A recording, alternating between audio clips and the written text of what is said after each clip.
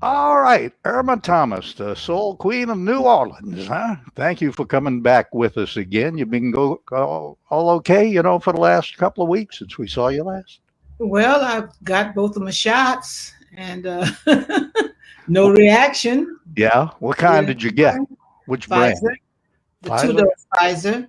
Yeah, that's the one I got too. I got one, and I got the second one coming up. Oh, about 6 more days. Yeah, my husband and I got ours on the same day, and neither one of us had any problems at all. Great, great. All right. Well, you ready for Ask Irma? Yeah, let's get the questions going. All right. Here we go. Now, uh, let's see. I have a couple of questions here first before we get into the other ones here.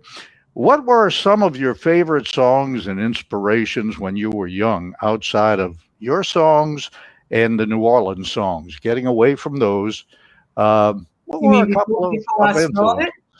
Hmm? before I actually got into the business? Yeah. Hmm. Oh, well, I was a fan of Mahalia Jackson, Ruth Brown, Nellie Lutcher, BB King, Lightning Hopkins, John Lee Hooker. Uh-huh.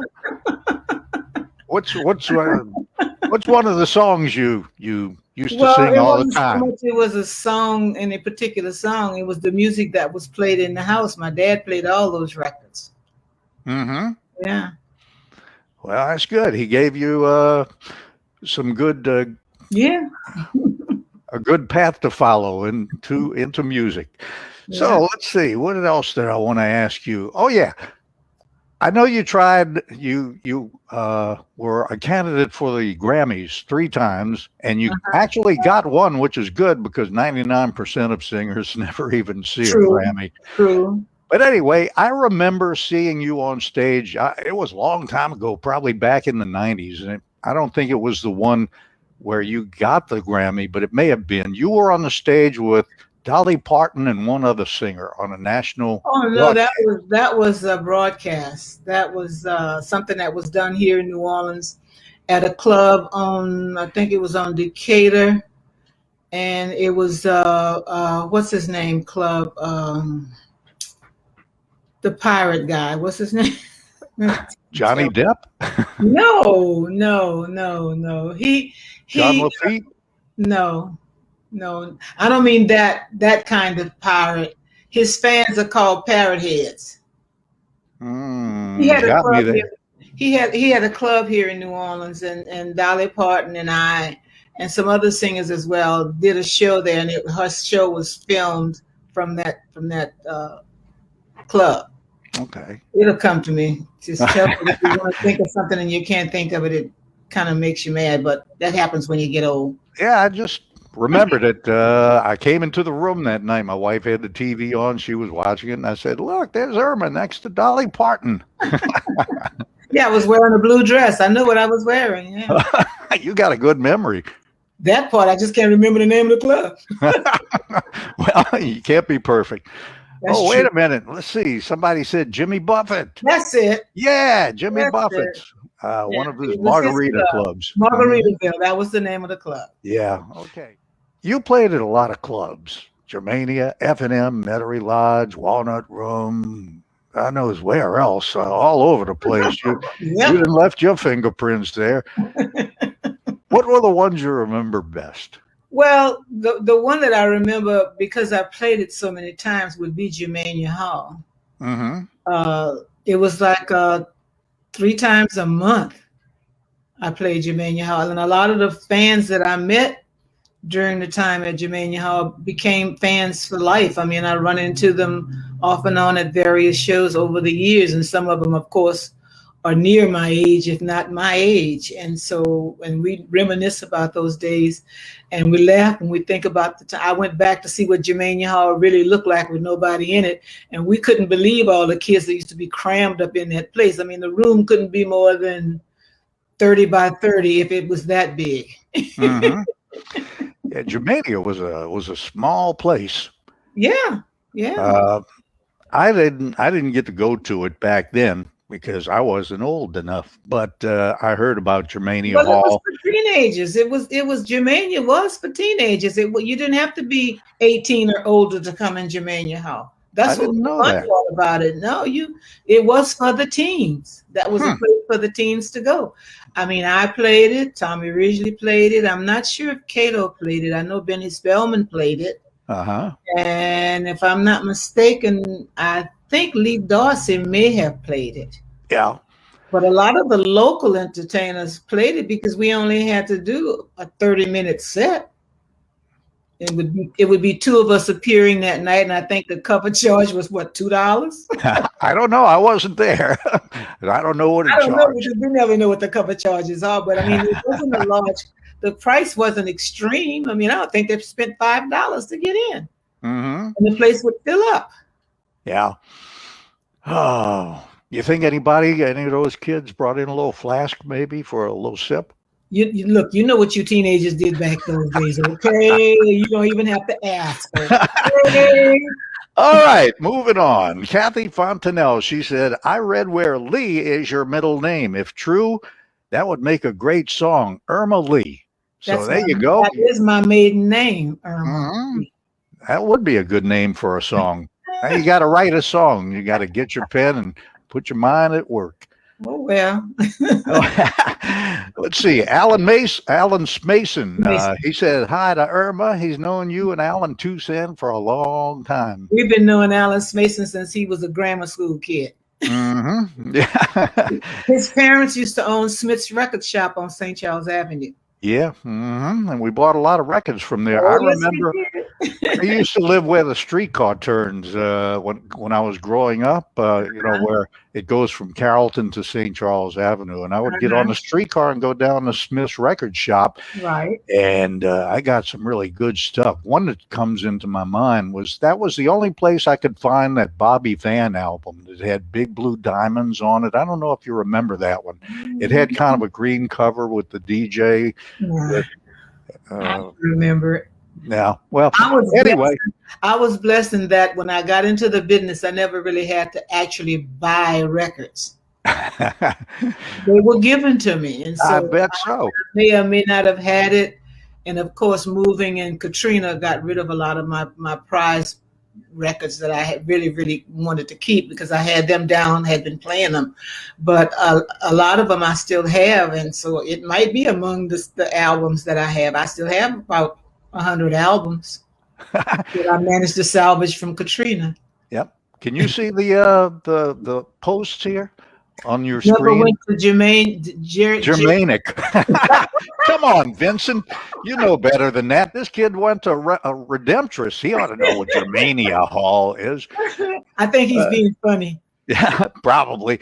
Let's see. Blair Coleman said, oh, this is a good one. Ask Irma if she's still bowling in her highest score. I know you used to go. Where'd you go bowling all the time? What alley? Several places. I learned to bowl at Delta Lanes back in the early 60s when there was only one bowling alley for colored people. Mm-hmm. And I learned to bowl there. In fact, my whole team and I learned to bowl at Delta Lanes. And on Tuesday nights, they would have bowling for grocery night. And I used to get so many groceries they wouldn't let me bowl. Mind you, I wasn't winning with great scores. Now my scores would be like 120, 135, but all of us was learning, so those were great scores back in the day.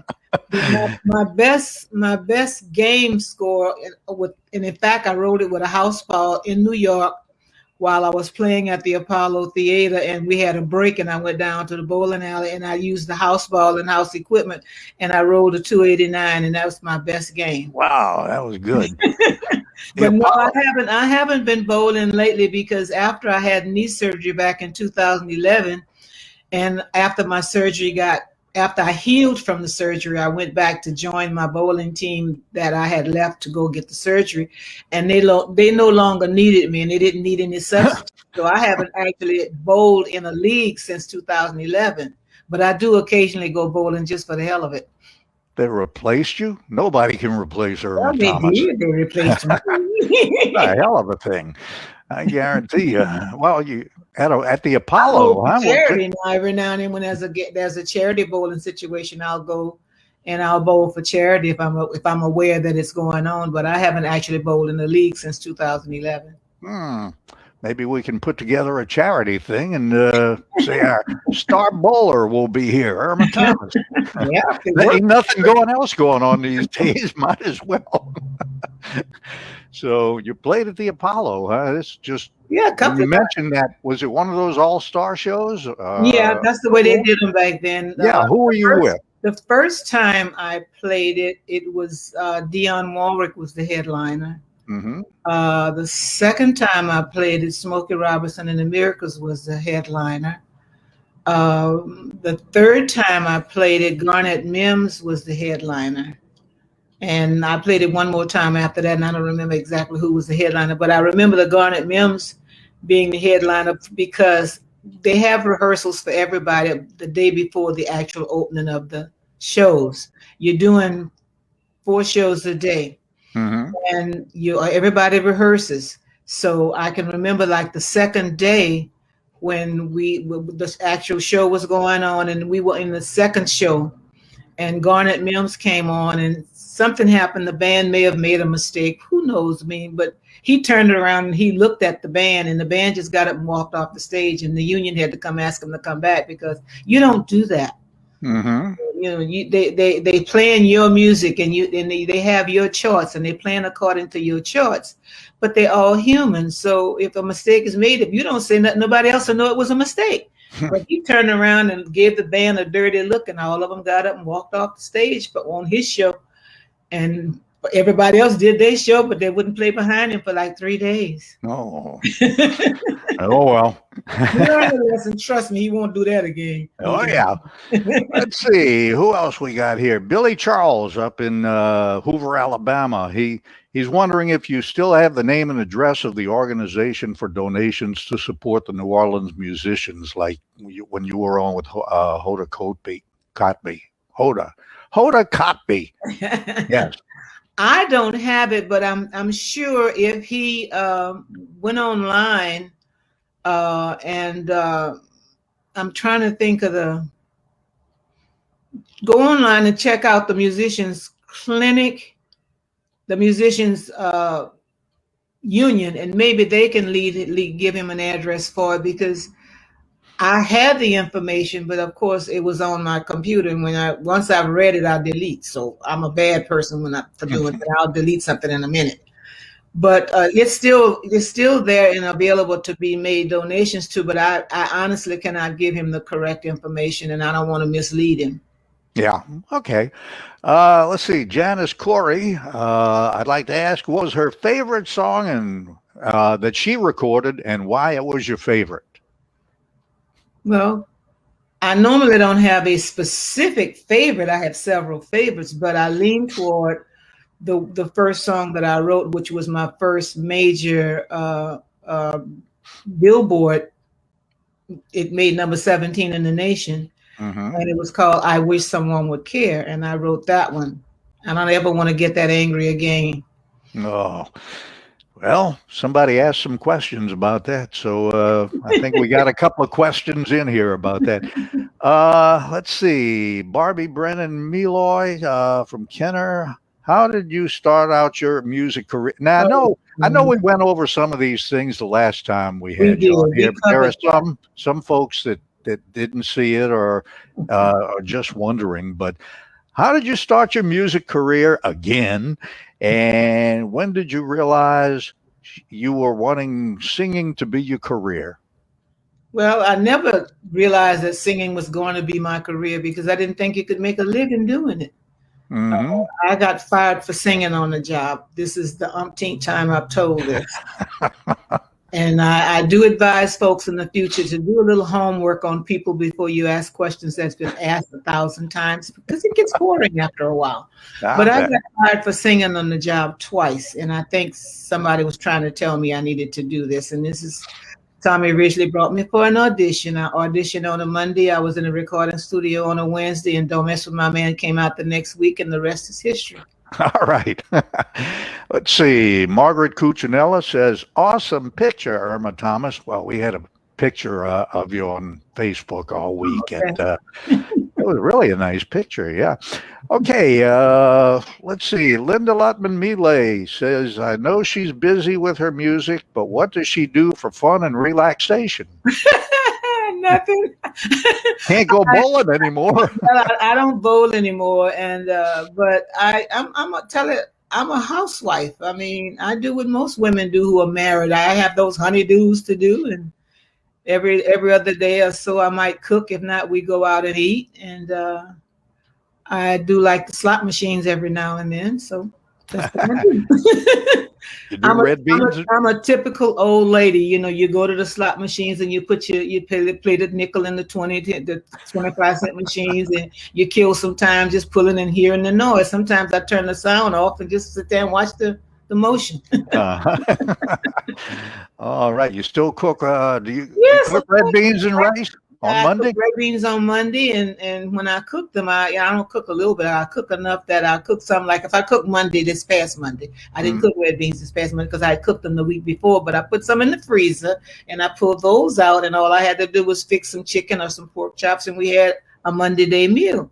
Mm-hmm. And I cooked cabbage. What's today? Thursday. I cooked cabbage Tuesday, and we had cabbage and pork chops with cornbread. So yeah, I cook. Making me hungry. All right. This is kind of related to it. Cathy Tortorich, she said, has she ever thought about retiring? Hopefully not. And what would she do? Well, I don't think about retiring because in this business, that's a no-no. You're having too much fun. I get it. I get as much joy out of performing as the people get watching me perform.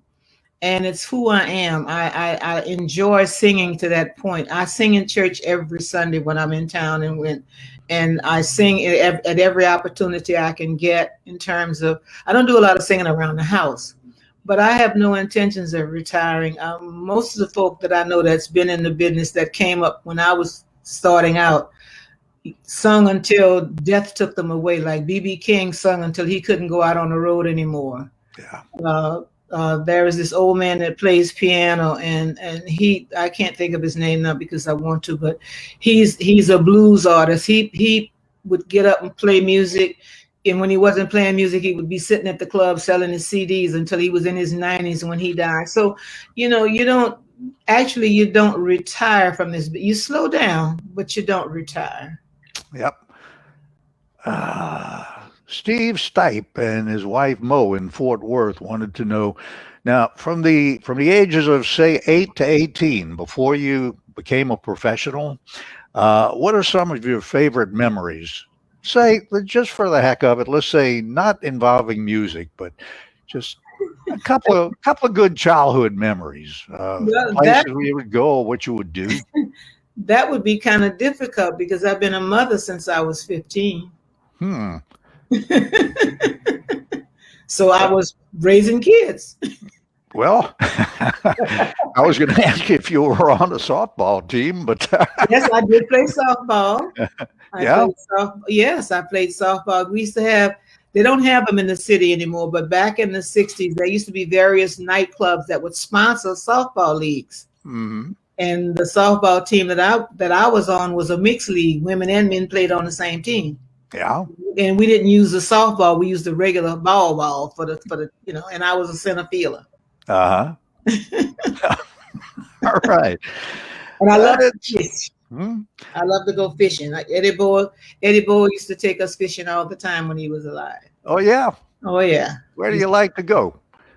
Well, we used to go back I guess they call it the NASA down there behind what they call that little Mishu? Yeah. Yeah, we used to go back up in that there was a little canal or something that kind of ran out. It connected some kind of way with the Mississippi, but we used to go trout fishing back up in there. Mm-hmm. Yeah. I remember that place. I went there a few times myself when I was younger. Yeah. Used to catch Uh, lots of nice trout up in there. yeah, we didn't catch anything, but I'm glad you did. Well, Let's you said see. it was too late in the day. Too late in the day. We used to Yeah. get there when the sun was coming up. Well, you must have had the wrong bait. I don't we, know, but we used we to would use see live shrimp. we'd see ripples in the water. I mean, always said, "Oh man, this is a great place to go because look at all the fish." And they'd eat our bait, and we never caught a one. I don't know what those fish were. But anyway, all right. Deborah Palmisano said, I just wanted to say thank you for the great songs and memories. Oh, Oh, yeah. now this next song here, you don't have to be, you don't have to slant toward me or WTIX, but in your early teen years, Francis Jacob wants to know, in your early teen years, what radio station did you listen to the most? Now let's leave WTIX out of it because Well, you and I have you always guys had a came long along. time. You guys came along. You came along when It's Raining and Rule of My Heart start getting played. But prior to that, I used to listen to a radio station called WBOK and WMRI because in the mornings we would get the spirituals, and then from 9 to 10, from 9 to the 11, we would get the early morning spirituals. And from there, they had a guy on WMRY called Ernie the Whip. And his slogan was, "I pop the whip and you make the trip." and then on WBOK, we had Shelley Pope. And they played, Shelley Pope. Uh-huh. So, it was interesting because back then, and even when you were on, the local radio stations played local people's music. So you got an opportunity to get familiar with your local entertainers. And a lot of them I knew and didn't realize that they were entertainers because they held day jobs. Mm-hmm. So, you got to eat. And recording, people think recording records make you rich, but no, you record the record to get shows so you can go out and play shows, and that's where you make your money from. Like I said, when we had had this interview before, you don't get a royalty check like talking because everything comes out of your money. And I didn't start getting royalty checks until in the last 20 years. Now I get royalty checks. A lot of work for waiting so long for that check to come in. Well, it's odd that what makes it so funny is that all the songs that I recorded and was doing shows from the 60s, like the It's Raining and Rule of My Heart and Don't Mess With My Man and Time Is On My Side, those songs from the 60s are now being used in movies and on TV shows. So I'm getting artist royalties from those. And I mean, the checks are nice. Yeah, I bet you so.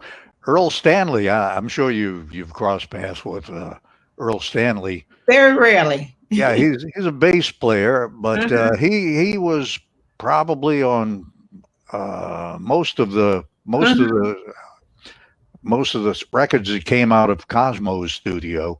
Quite a few. And he wrote this song "Pass the Hatchet," and it has been in about 10 movies. And every time I see him, he keeps telling me, "Guess how much my check was this time?" And I mean, he's like five figures each one. Yeah. So I hope you're doing that well.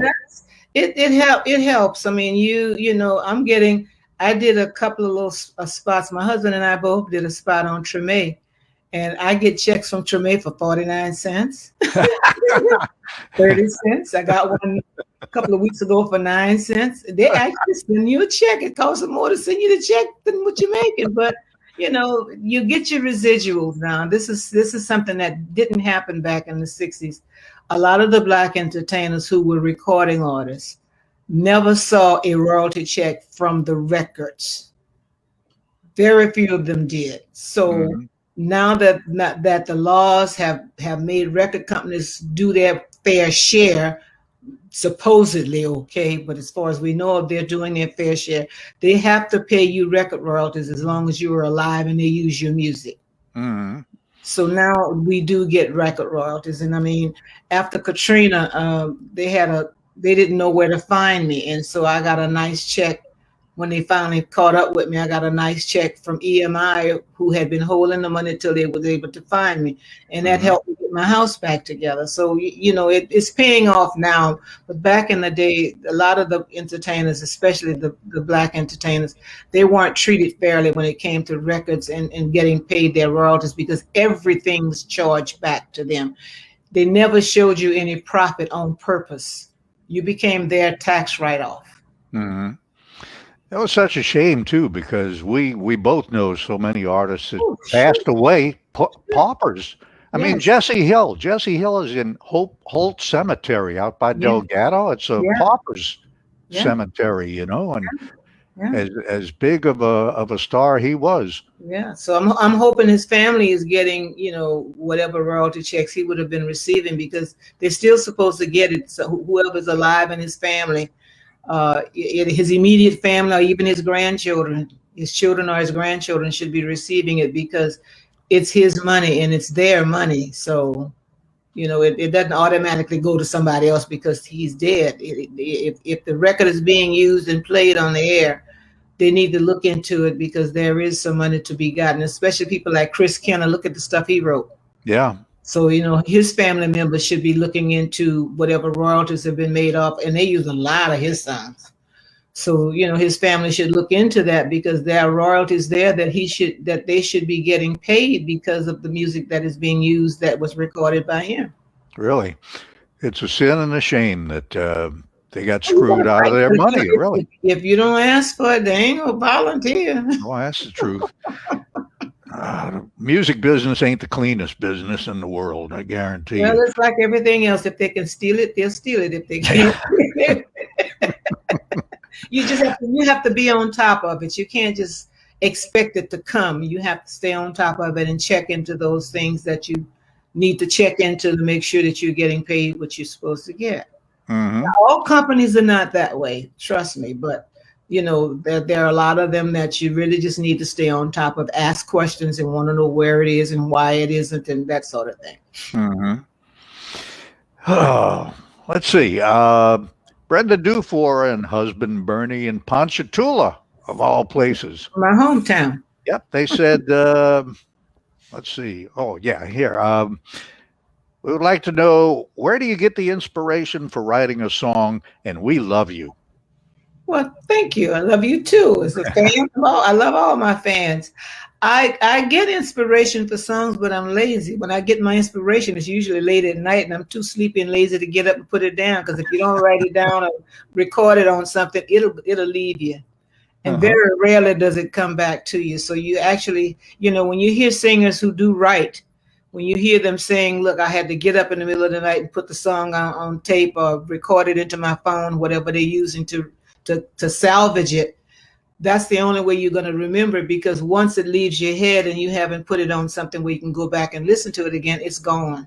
Mm-hmm. And I'm kind of a lazy songwriter. It just comes to you on a lucky day. There you go. All right. Gus Krinke says he remembers you from College Inn in Thibodaux. Yeah. Once a month. Once a month. Ricky Boudreau says, do you have any new music coming out? I love your music.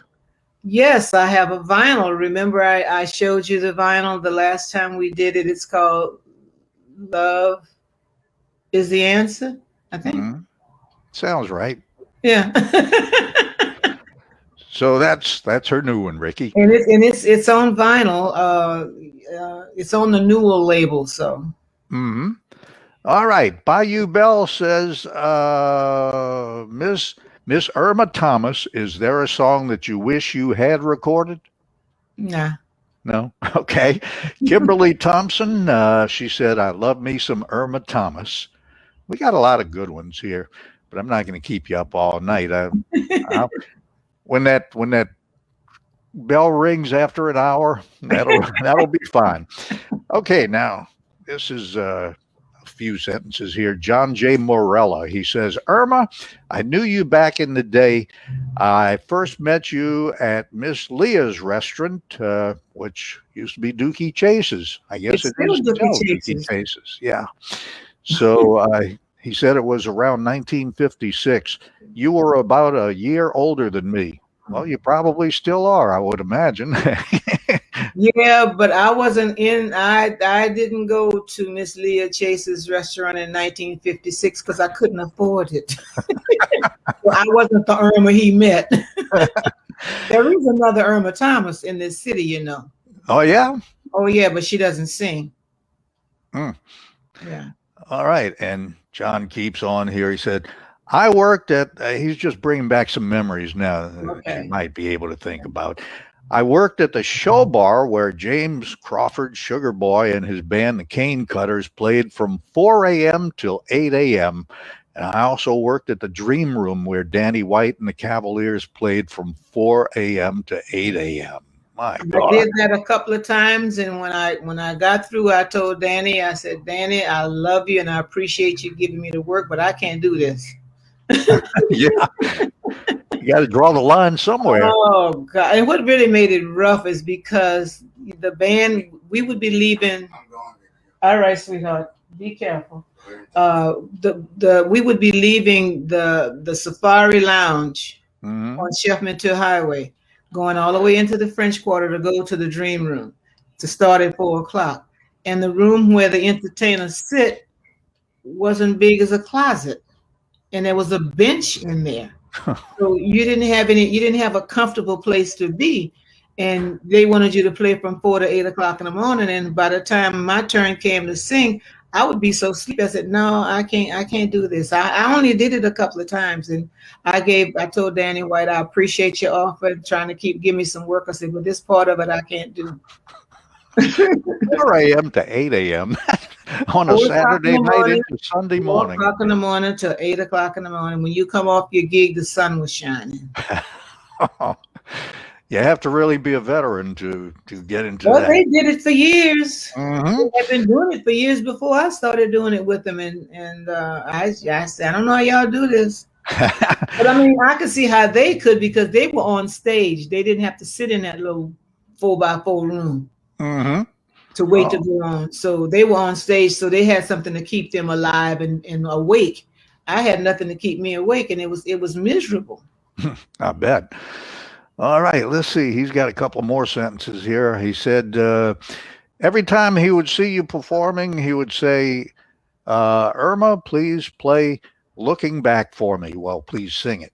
Looking Back for me. And he says the last few times he saw you was at the Slidell Heritage Festival and the Seafood Festival in Fontainebleau Park in Mandeville. And when he saw you there too, he asked you to play, to sing. I'm disc jockey till the day I die, you know. I always say play instead of sing. Okay. But he requested you to do Looking Back. But you'll always be the New Orleans Queen of Soul. Great. Okay, Sam Mofalata from Baton Rouge. He said, Irma's got a huge following in Baton Rouge. I shared a birthday wish on a site here recently, and it got over 700 likes. And he said, ask Irma about S.J. Sam Montalbano, bringing her here many times to both CYO dances and his Golden Slipper Dance Club. Oh, yeah. The Silver Slipper. I didn't know Sam got into nightclubs too. Oh, yeah. He was into nightclubs before he got into the vegetable business. I didn't know. The things I learned with this. Oh, yeah. I'll tell you what. Let's see. Terry Ann Jeffries Fielding. No, we did hers. She's just saying, stay safe. Barbara Galley Gilbert. Question for Miss Thomas. Which one of your songs is your favorite to perform in concert? All of them. Well, that's about right. Yep. Yeah. If you had to have one song, though, that you figure is your signature song, what would it be? Well, my signature song is, I don't really have a signature song. I have several signature songs because they're the songs that are always asked every time I perform. And that's It's Raining, Hip Shaking Mama, Don't Mess With My Man, Ruler of My Heart. You know, those are the songs that I'm always asked to perform. Yeah. And of course, at the end of my shows, I'll choose a song, either Simply the Best. And in recent years, I'll do Forever Young because a lot of my fans are around my age and they come to my shows. And I wish them to all stay forever young. So, that's Yeah. me. I was wondering, and so was my DJ buddy, the real Robert Mitchell. We were talking one time, and we said, why, with all the songs, all the hit songs you had here, how come only one really got onto the charts? Why do you feel like you got overlooked? Because you could have spread those songs with the whole nation. Well, a lot of them didn't get promoted to the extent that they should have. I was with the record label, and the songs that you guys made hits here in New Orleans never got beyond Alabama because they weren't really promoted. They were promoting the male acts on their label, Mm-hmm. and they overlooked the female acts. And of course, later, guess whose songs are hanging in there and still being played and used? The female. Mm-hmm. There you go. So everything happens for a reason in time. And so, I that's why I said when you learn the business part of this business, you understand a lot of things. I had great songs, great records, but they were not promoted by the company like they were promoting. I don't know why. I guess they figured females couldn't be stars. I have no idea. But during my time, most of the big stars were females. Mm-hmm. Dionne Warwick, the Patti LaBelle and the Bells, Gladys Knight and the Pips, all these were females who were big. And so I don't know why my record company that I was with chose not to promote. If the song didn't really make a whole lot of noise nationally on its own, if nobody hear it nationally, how can they like it? But after it got used in a couple of movies and on some radio shows and some TV shows, now they know Irma Thomas existed, but they heard that's the confusion with Time Is on My Side and the confusion with Rule of My Heart. Rule of My Heart was covered by Otis Redding. Otis Redding got a hit with Pain in My Heart. Mm-hmm. And they thought I covered his song, but he covered mine. Same thing happened with Time Is on My Side. They thought I covered the Rolling Stones, but the River Stones covered mine. Mm-hmm. But I still sung Rule of My Heart because he didn't call it Rule of My Heart. He called it Pain in My Heart. Mm-hmm. But later when they did their homework, they realized what had happened, that he had covered Rule of My Heart. Mm-hmm. He had tried to take writers on it, but he couldn't. He had to give writers to the Naomi Neville, who actually wrote the song, aka Alan Toussaint. Uh-huh. Yeah, See, but they didn't one. promote. They didn't promote. They didn't promote the female acts as much as they did the male acts. Mm-hmm. You see this one here? I saw The Sopranos the other night on HBO, and they played "Time Is on My Side" by Irma. Mm-hmm. Well, your songs are spreading out. It only took 60 years, but Better late than people are never. starting to listen to them the way they should. Never. Yeah. Let's see. I just got a couple more. I'm not going to keep you up all night. I know you got other things to do. You got grandkids. How many grandkids you got now? Last time I counted, I had 15, but they grown. The only one that's not grown just turned 18 in January. Well, how many great grands you got? About 12. Lord. In fact, I'm working on a great. One of my grandchildren is having a child. Wow. Multiply and fill the earth. It'll be 5 generations when that one is born. Oh, Lord. You were blessed. Yes. Let's see. My mother just passed away in 2011. It was 5 generations before she passed. Oh, really? Uh-huh. Wow. Hmm. Yeah. In 2011, she left at the age of 94. Wow. And it was 5 generations. What a blessed family you have. Yes, I feel very blessed, Bob, because I'm still here and I'm still able to perform and sing. Like I tell everybody, I don't bounce around the stage as much as I used to, and I don't stand as long as I used to because I get tired quick. But I still enjoy what I do, and I can't sing sitting down, so I kind of sit down in between the songs. But I still love what I do, so there's no need for me to retire. Mm-hmm. I feel very blessed that the voice is still halfway decent. So what can I say? I'm blessed. Yeah, a lot of the singers don't have their voice anymore. True. They have the name, but they don't have the voice, True. and they'll go to concerts and kind of just speak their lyrics or or if they have a high note part of it, they'll aim the microphone. And I've seen this done many times. They'll get to the point where it is, point it at the audience and let them sing it because they all know it and he don't have to sing it or she, whatever. So anyway, moving on, that meant nothing. Matthew Dillon here. He wants to know if your first paying gig was at Gordon Nattel's Lounge.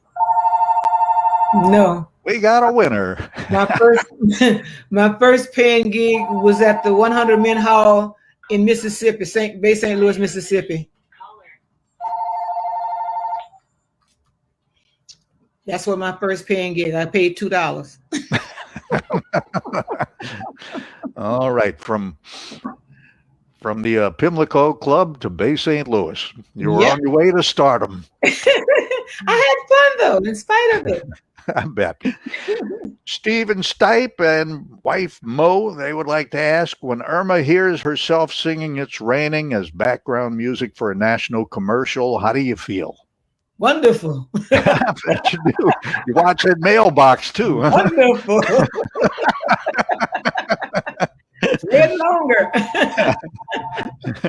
Ooh, somebody trying to get you tonight. Yeah, but they're not going to get answered today. Let me do one more here, and that's all we got. Well, it's not all we got, but I've edited them down. Jules Bordak. He said, I know that working with Alan Toussaint and all his talented musicians was great, but how was it working with Dan Penn and the cats from Muscle Shoals and Memphis? He says, love you, Irma, since the first time I saw you at Germania Hall, very pregnant. Well, she's now 50-something years old now. So. It was wonderful working with those guys. I mean, we as entertainers and musicians, when you're working, especially those like Dan Penn is an artist himself, a performing artist himself, and Carson Wissett does too, but not at the same extent that Dan Penn does. But we have great respect for each other's talent. I have respect for them as writers and musicians, and they have respect for me as a storyteller who sings. And we had a great time doing that recording session. Mm-hmm. All right. Something else I wanted to mention to you, and I'm going to clip this out when I do the edit before I put it on YouTube. Had one other thing I wanted to mention. You don't think about it. Think about something. Oh, I remember. Okay. What? Edit here. And, I remember seeing you. Okay. I'm getting back into myself. The last time we did an interview, you said, telling us about how you lived out in Los Angeles in the mid 60s until the 70s. And this last person saw you at Germania Hall when you were very pregnant. Well, when you first got back from California, I saw you perform pregnant too. And this was about, this had to be, I'm not sure. Was it the Crash Landing? B.B. King had been there. It might have been on the bill with B.B. King. I wasn't pregnant at the Crash Landing. I haven't had any babies since my last child was born in 1961. So I might have been fat and looked pregnant. But I wasn't pregnant. Oops.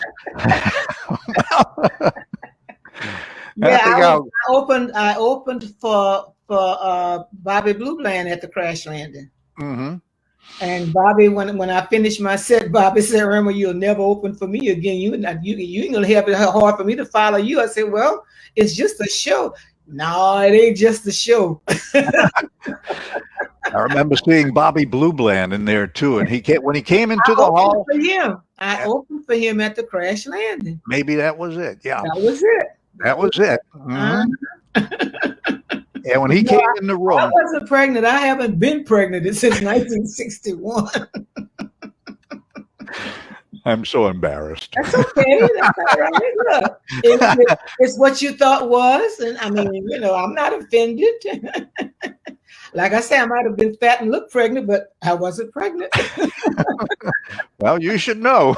I sure should. I can't argue with you on that. That's for sure. But Bobby Blue Bland, when he came into the hall, he came in from the back of the room, and he walked up to the stage. And he had a cigarette in his hand. When he got on stage, he was smoking his cigarette. And he light up another one. He smoked cigarettes for the whole performance, and he had one between his fingers when he walked off an hour later. I don't know how they did it because I couldn't smoke. To this day, I don't regret not being a smoker. I don't, because I've seen so many of my fellow musicians wind up with various versions of cancer because of smoking. Mm-hmm. And it's not a good thing, especially for singers. It's not a good thing. But I mean, he was able to get away with it. He had been doing it, I guess, all his life. And so he didn't feel a need to quit because he was still able to perform and was able to please the audience. But it's not something that was a good thing, because I think over the years, it eventually played havoc with his voice, because as he got more mature, his voice wasn't as, I could say, strong as it used to be. And so a lot of the songs he sung, he didn't really hit the notes, like you say. He didn't really hit the notes. He would hold the audience and let them hit the notes for him, because everybody knew his songs. Oh yeah. My memory fails me on this particular question, because it's been like 40 years. But did you ever play at Bobby Cure's place out in Chalmette? Many times. I must have been there with you. Must have been there at least once or twice. Had to be, because you and I emceed for you many times. Not only did I play the one he had in Chalmette, he had one out in Metairie. I played that one too, with his band. Yeah, we did about 30 minutes with him. Looking back on it, and then I'll tell you good night. Who are some of the most fun people to work with on stage? Was James Brown one by any chance? He looked like a barrel of fun. He was a barrel of fun for himself, but he did not appreciate other entertainers, even though he hired me to be his opening act. As long as I was his opening act and I was not, as we call, getting house, as we call it, meaning the audience appreciated you enough that they wanted you to come back on stage. As long as you didn't get that kind of reception, you were okay with James Brown. But if you on his shows and he's the headliner, and you walk out on that stage and you get what they call getting house, you were sent home. And the only reason he couldn't send me home, because I told him, I said, the only way I'll go home is you pay me for the rest of this time that you got me out here. Then I'll go home. I said, but as long as I'm getting over, I'm going to be on that show, and I'm going to do what I do that's best for Irma. Now, I'm sorry if the people like it. I have no control over what people enjoy. I said, the purpose of me being on your show is to give people what they want. So I don't understand, your reasoning. But after I thought about it, I get it. He doesn't like other entertainers on the same show with him getting over. And if you remember a lot of the shows that he played, very rarely did he have an opening act. And if he had one, he waited at least an hour before he would come on after that act had played. But he was not he was not the greatest person you would want to work with. Everybody else was really, sweet. I thoroughly enjoy working with B.B. King, Bonnie Raitt, Dolly Parton. Even when Paul Simon came to the Jazz and Heritage Festival, I did Bridge Over Troubled Waters with him. Very pleasant people to work with. And I sit in with Stevie Wonder. I became Mama the Star when I sit in with Stevie Wonder. But everybody that I've performed with have been very pleasant. We did a tribute to what's her name now? She sings Somewhere Over the Rainbow. Patti LaBelle. Yeah. I did a tribute with Patti LaBelle and at the Superdome Renaissance Festival. And she was calling off all of the other ladies who were on the set who was doing the tribute, and she made a mistake and called me Carla, and I corrected her on stage. But other than that, she was pleasant to work with. She won't make that mistake again, but No, I'm sure she remembers. oh, she remembers now. But I have been blessed in that 95, and I'm going to put it in that percentage rate. 95% of the people I've ever worked with have been all pleasant. They're respectful of each other's talent, and I didn't have to deal with divas and attitudes and ego tripping and stuff like that. I never had that problem because we weren't trying to. I worked 2 months with Tracy Nelson and Marsha Ball. And it was funny because we were doing a bus tour with my backup band, and we were on this bus tour, and every city we got to, somebody wanted to interview us. And when they asked us, well, what's the dirt? What you guys can't, why you can't get, and when we would tell them we get along quite well, they no longer wanted to do the interview because we had no dirt to dish. We were grown women. We were fully grown, mature women. We enjoyed working with each other. So what was the dirt? What were they looking for? We had no gossip. So I've been blessed that I have been working with people who we respect each other's talent and each other. Mm-hmm. It's important. Well, going forward, when all this current stuff is behind us now and everything goes back to normal, you going to perform again? I hope to. I'm looking forward. The only thing I can say I'm looking forward to that they haven't really canceled or anything, they set it to October, would be French Quarter Festival, Jazz Festival, and I haven't heard from Mother's Day at the Zoo yet. They may try it. I don't know. They haven't decided yet, but those are jobs that I'm looking forward to doing. And whatever other work that comes up. But right now it's kind of up in the air. We don't know exactly what's going to happen, but I am looking forward to performing. Yes. We're looking forward to you performing too. Thank you, Irma. My pleasure, Bob. Oh man, this has been nice. All the memories that come back just looking at you and listening to you. It brings back many years and many songs, and I'm a happy man tonight. You made my day. Well, thank you. Thank you. Then I've accomplished what I'm supposed to do. I brought some joy to somebody today. Yeah, you did. Thank you, Irma. Let's do this again sometime. We'll come up with some more questions and do it again. As long as you're okay, I'm okay with it too. Yeah, we'll give them some time to do their homework this time. So when they do come up with some questions, we won't ask questions that's been asked already, such as how you got in the business. Yep. All right. Well, thank you very much. I can't thank you enough. My pleasure. Stay well, and all the best to you. Blessings on you and your family. Thank you. Okay. Same to you.